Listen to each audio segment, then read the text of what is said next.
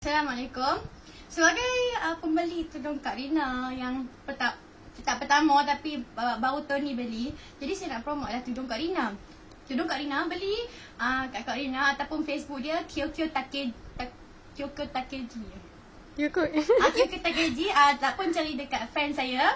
Jadi nak promote tudung Kak Rina ni. Tudung Kak Rina sangat lembut. Dan sangat lembut dan best dipakai. Okey, Kak Rina ada jual satu tudung.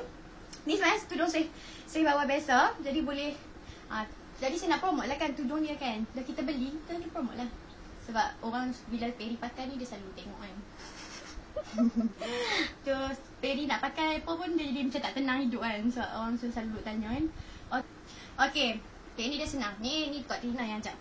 Yang belah labuh ni tak kisahlah belah kiri kau nak buat ataupun belah kanan kau nak buat, dia tak kisah. Macam saya suka pakai belah kiri.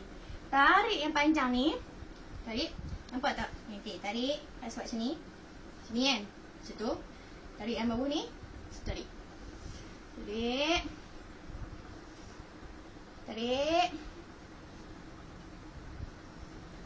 Jangan pelik kacang bawah. Macam senang.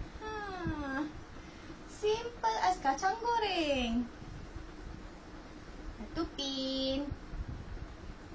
Lepas tu klikkan dengan ribbon yang comel-comel sikit.